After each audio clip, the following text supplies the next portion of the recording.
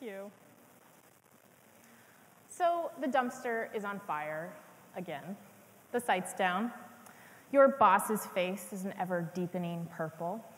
And you begin to question whether you should join the incident channel or call an ambulance to deal with his impending stroke. Yes, we know this is a developer's fault. There is plenty of time for blame later.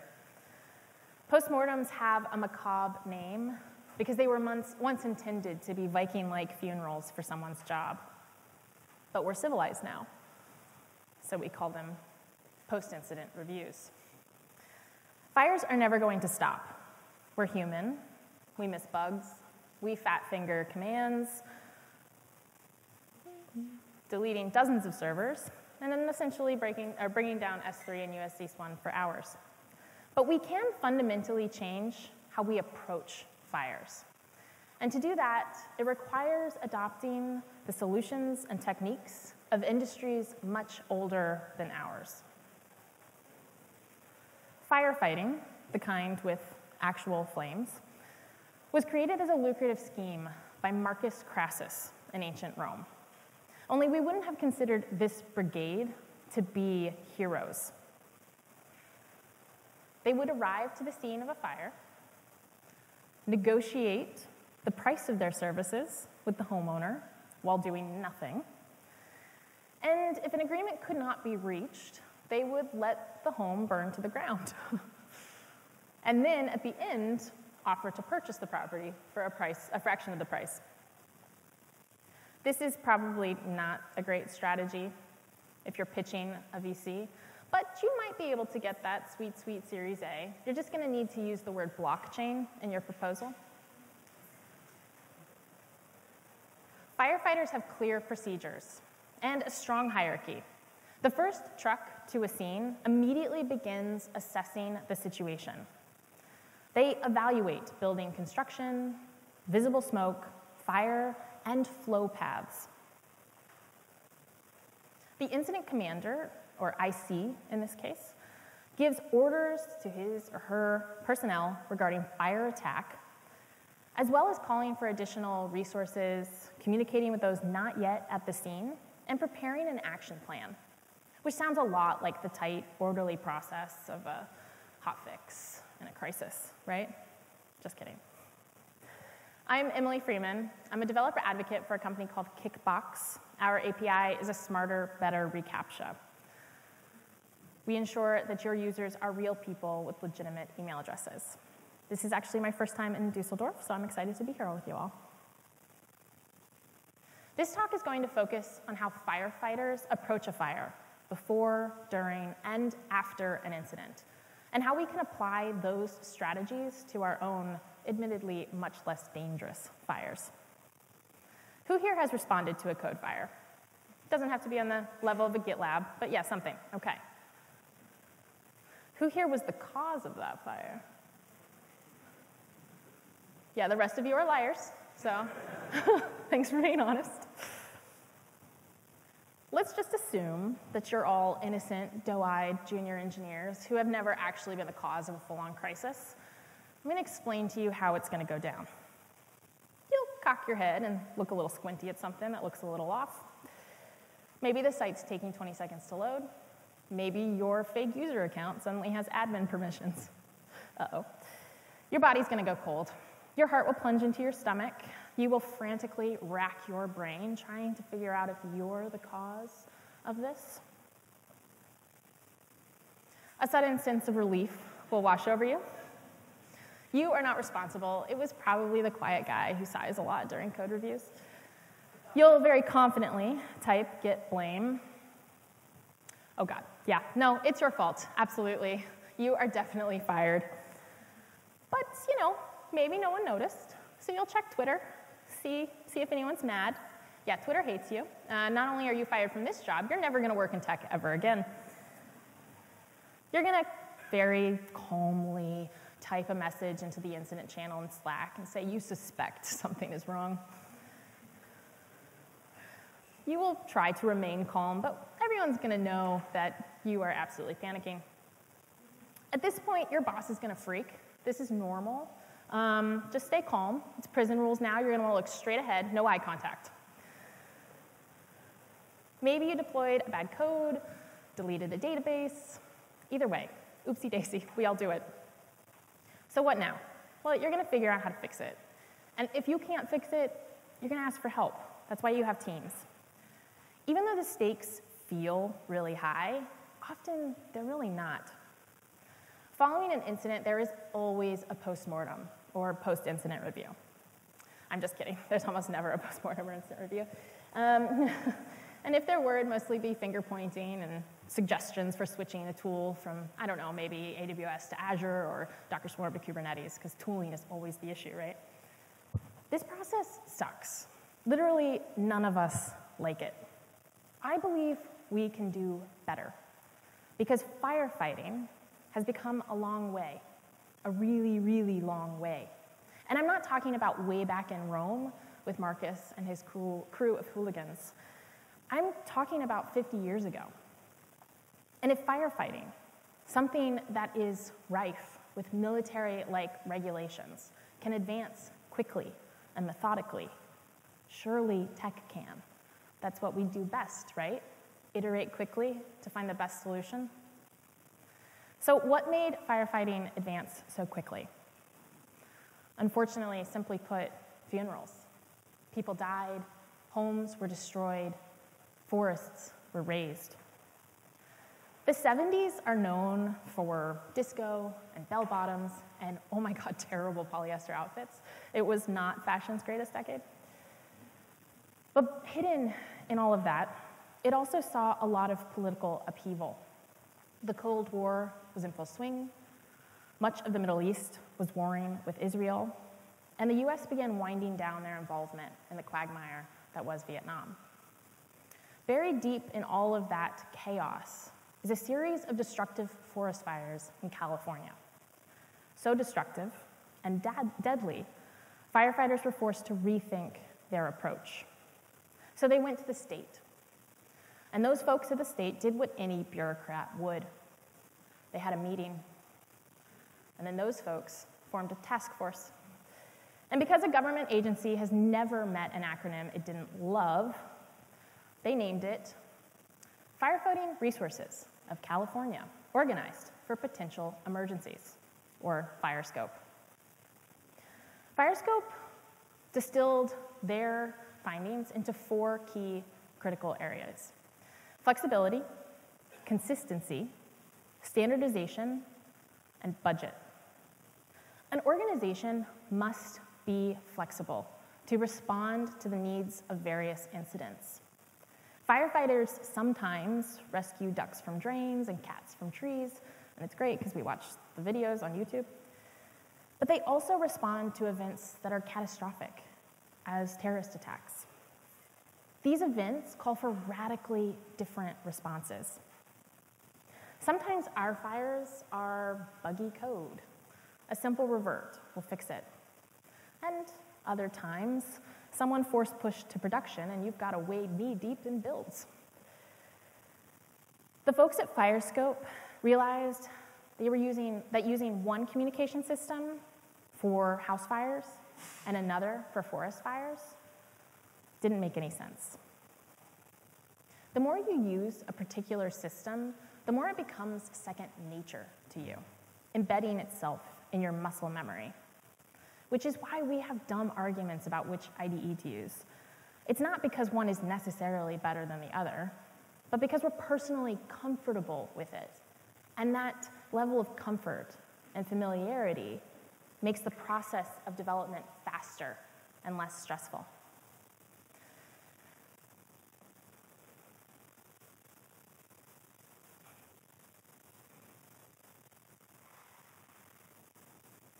It's also important to standardize everything and make it easy to understand. And hopefully the Wi-Fi works.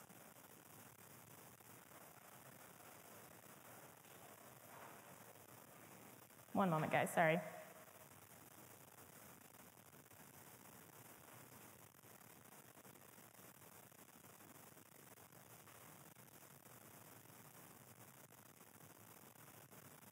think it killed the Wi-Fi. The Wi-Fi stopped working on this. I can't control it. AV is always fun at conferences. For as technical as we all are, this is the hard part. It says that this is the issue. The Wi-Fi over here is fine. I don't think it is. If you want to hand it to me, I can fix it. Bad joke?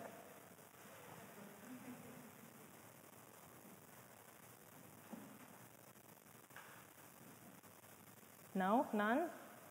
Corey, you have a dad joke. Are you sure? Yes. In Sweden, they have barcodes on the sides of the ships, so when they come back to port, they can Scandinavian. Try that. Yeah, that deserves a good one.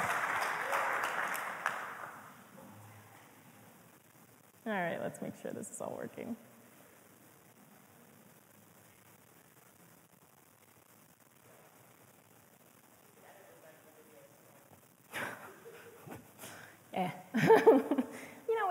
It's good to have a historical record of what actually went down. There we go. Yay! It's working. Okay, thank you. Firefighting systems and processes must be standard enough that someone who works... Oh, can you fix the thing? Welcome to Comedy Hour. Sorry, guys. Hi. Hey, okay. A pun only becomes a dad joke when the punchline becomes apparent. That one was significantly better because it got a groan. Dad jokes should always get groans, not laughs. Thank you. Dad joke to your dad, you'll see a grown man. I just... Okay, all right. Corey will be around after the show. Okay, so you want firefighters who work on forest fires all the time in Northern California, in a pinch, to be able to go to Harlem in New York and help a firehouse there. And this, I think, is where DevOps really starts to impact the discussion, right? When the site's down and your boss is freaking out, you really want to be able to bring someone in from another feature team and have them help you debug the situation. If you can't have people adapt to different situations, you might as well be on call all the time. Because you or your team, if they don't make it easy to contribute, it's going to be you getting that call at 2 in the morning and shuffling over to your computer in the dark. Last February, when S3 went down because someone copy-pasted a command and deleted a bunch of servers, Netflix was one of the only sites that stayed up, which was convenient because the rest of us weren't working at all. Well, why did Netflix not go down? To answer this, we have to go all the way back to 2012, when a storm knocked Netflix offline for about 3 hours. The company realized that they were vulnerable to regional outages, and it behooved Netflix to pay attention. They lose hundreds of thousands of dollars an hour, and that was old data, so it may actually be crossing $1 million at this point for every hour of downtime. That's a level of stress you and I, and most of us in this room, just aren't used to. It'd be like your boss standing behind you lighting wads of cash on fire as you try and debug something. When Netflix moved to AWS, they applied their chaos monkey theory to their infrastructure. Netflix apps switch between availability zones automatically when one goes down. This avoids any kind of service disruption and is awesome. But here's the catch. You can never max out capacity. Otherwise, the system wouldn't be able to remove the remaining users over to another region when one fails. And this cost adds up fast. Most of us don't have the resources of Netflix. We must stay within our constraints. And sometimes that means getting a little creative. In fact, sometimes constraints can make us more creative. The processes put in place by FIRESCOPE worked. They saved lives. And for decades, that's all we needed. And then 19 hijackers flew planes into the Twin Towers. In the aftermath of the funerals and the pain and the bad decisions, it became woefully apparent that we, as Americans, were not prepared to meet a crisis of that magnitude. FIRESCOPE evolved into NIMS, the National Incident Management System, which standardized resources, processes, and terminology across all emergency response organizations. My favorite part of NIMS is that it standardized terminology. I think that's something we could all learn to do. Even as we embrace DevOps, the culture and language I hear from different groups, devs and ops, is often different. Sometimes those groups use different words to describe the same thing. In fact, it's not just the words, right? It's that shared history, the stories. We work in an industry which measures ourselves on intelligence, which is great, but it also means that one of the hardest things for us to do is to look stupid, even if that means just asking what something means. So don't depend on folks to ask. Make sure everyone on your team, juniors, seniors, devs, ops, even security, all use the same words to describe the same thing.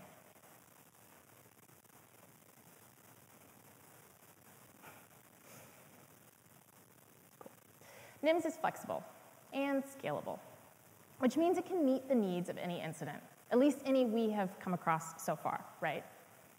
And isn't that what we need our systems to be? Flexible, being able to adapt to the ever-changing needs of the business, and let's be honest, the ever-worsening state of our code bases.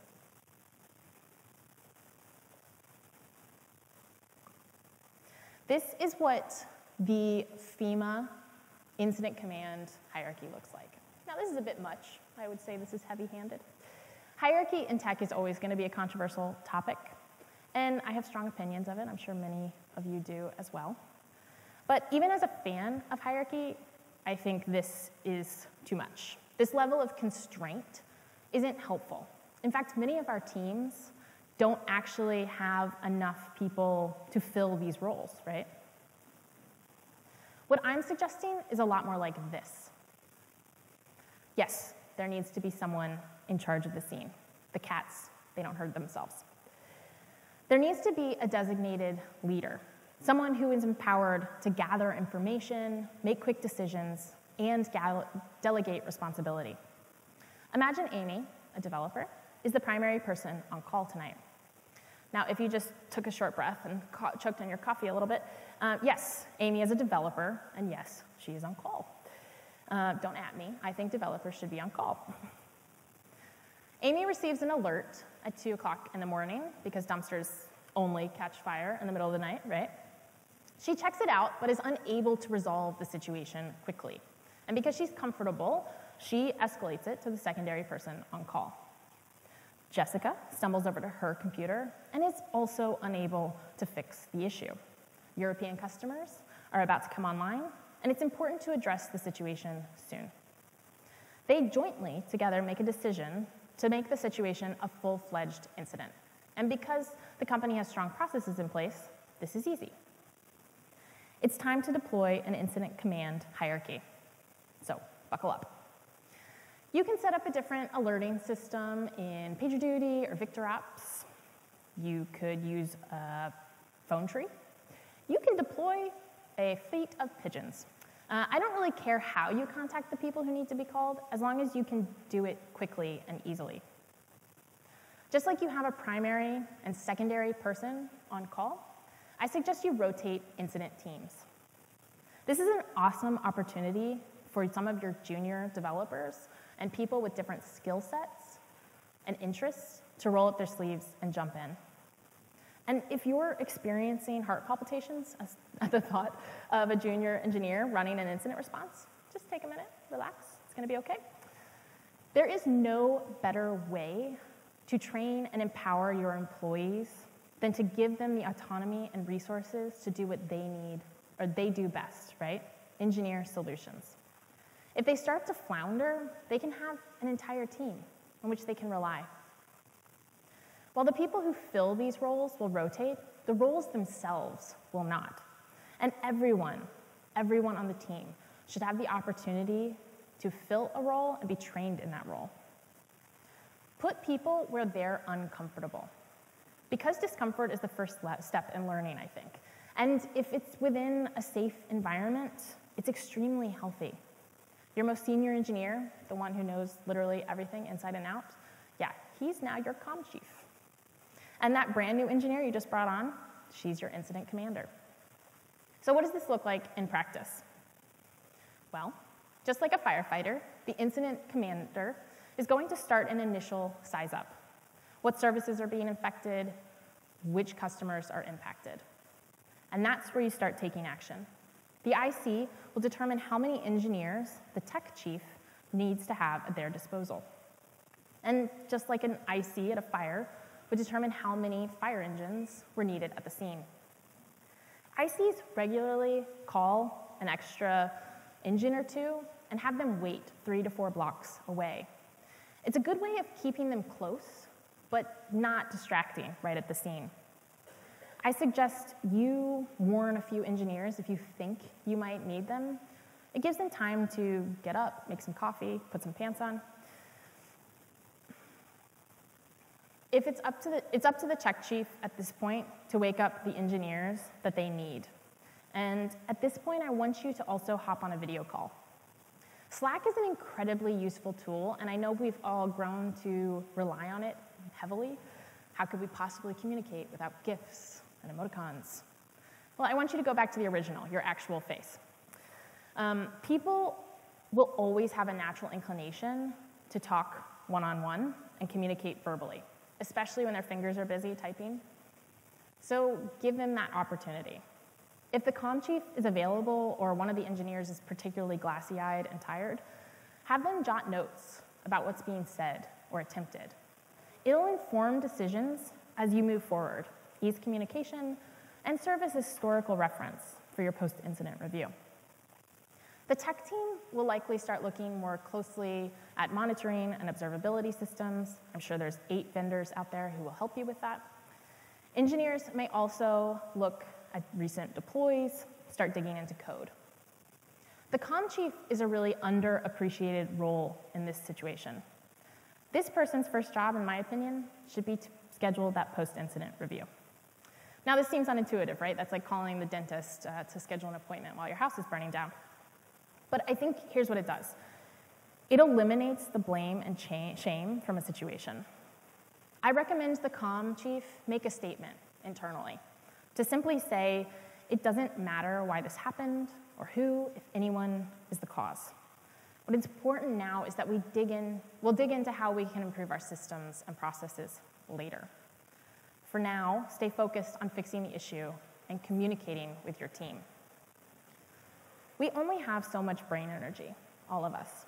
And if everyone on your team is worried about whether they're at fault and they're going to be fired, well, they're not focused on finding a solution. And if you're sitting there thinking you've never worried about being fired, you're obviously not like me and have imposter syndrome and stress out every time your boss calls for an, I don't know, unscheduled one-on-one on Friday. The second job of the comm officer is to take notes, to literally record the situation. It doesn't need to be a complete record. It's not a murder trial, at least yet. But the more information you have, the more productive your post-incident reviews will be. Jot down timestamps, who said what, how the incident is progressing. Now, this is never going to be used as a way of identifying fault. That's not the point. You can't out-engineer human error. It's part of who we are. But you can create systems and processes to eliminate, or more likely, reduce opportunities for us to make mistakes.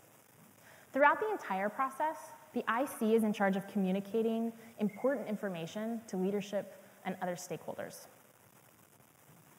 This includes making sure a status page is up, detailing what's happened and who's impacted, as well as communicating the same message via Twitter or whatever social media thing your customers use. Maybe you post a story to Snapchat because your customers are 13. I don't know. The IC's most important job is to provide cover for the teams on the ground. so to speak. Executives should have zero access to engineers and the team members working on an issue. They should never, ever be allowed to sit on a video chat and just observe as an incident is taking place. Executives sometimes like to fire people. Executives make people nervous. If someone does come onto a video call and ask to be in charge or ask to observe, I want you to ask them if they're ready to take command. They're most likely not, and they will bow out. The IC is that protective barrier that allows folks to do their job without interruption, what I like to call a shit umbrella. At the end of everything, I want everyone to take 5 minutes and just jot down their experience. You're going to have such a better memory of the entire thing at that moment. Taking just 5 minutes will give you better information for that post-incident review. And the IC's last job is to make sure that that already scheduled incident review actually takes place. That person will facilitate the conversation. And as a group, they will together decide what went wrong, what could have prevented the issue, and any kind of action that needs to be taken to prevent it in the future. We are not firefighters. Sometimes I think we're more like pyros than anything else. But we're also the only ones who can put out the fires we occasionally start. And the more we adopt the well-proven practices of incident management, the less we'll get burned. Thank you so much, and thanks for putting up with the AV issues.